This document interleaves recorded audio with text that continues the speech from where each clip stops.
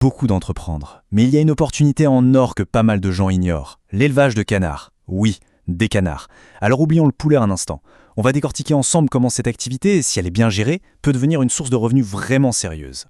Bon, la question que tout le monde se pose, c'est bien beau tout ça, mais combien on peut vraiment gagner? Loin des estimations vagues, on va faire une analyse financière claire et nette pour évaluer le potentiel réel de ce business. Accrochez-vous, on passe aux chiffres. Pour bien comprendre l'opportunité, il faut mettre les choses en perspective. Le marché du poulet, aujourd'hui, il est saturé, la concurrence est féroce. L'élevage de canards, en revanche, c'est un terrain beaucoup moins exploré. Et qu'est-ce que ça veut dire? Moins de concurrence, ça signifie souvent un potentiel de profit bien plus intéressant. Allez, on plonge dans les chiffres. On va partir d'un exemple très concret, le calcul pour un débutant, quelqu'un qui se lance avec un tout petit cheptel.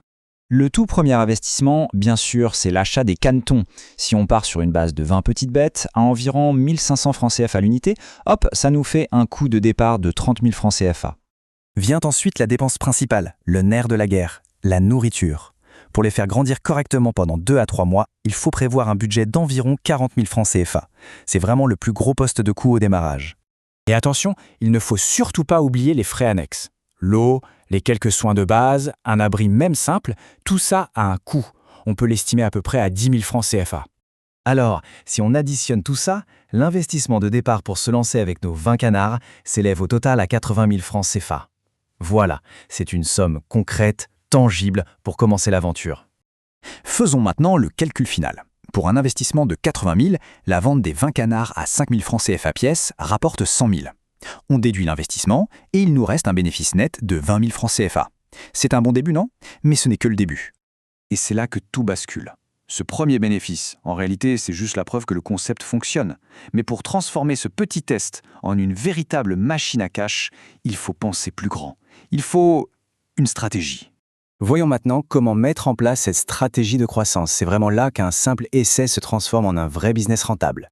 La première clé est toute simple, c'est logique, augmenter le volume.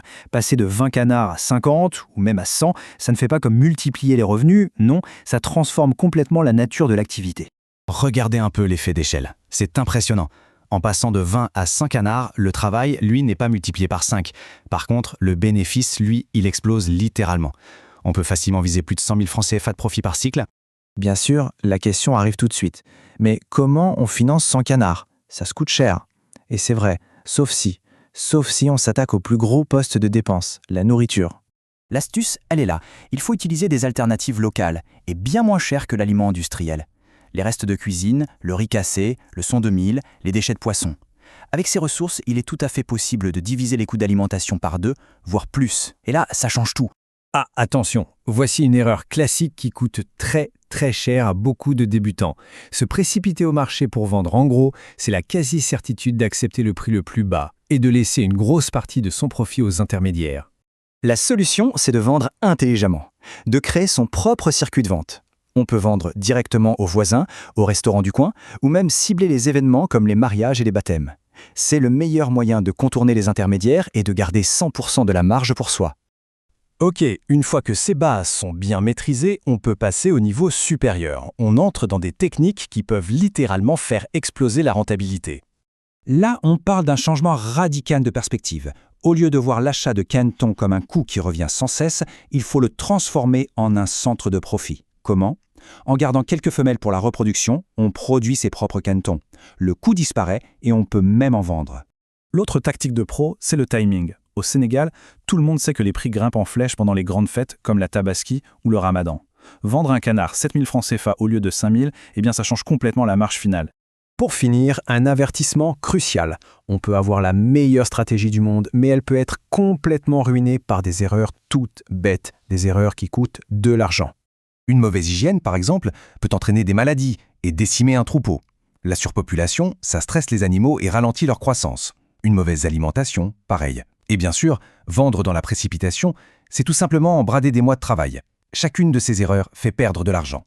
En résumé, le parcours est assez clair. On commence petit, en mode débutant, pour tester le concept et faire un bénéfice modeste. Ensuite, on passe au niveau intermédiaire en augmentant la taille de l'élevage et en maîtrisant les coûts. Et enfin, on arrive au niveau avancé où, avec la reproduction et une bonne stratégie de vente, on peut générer un revenu vraiment stable.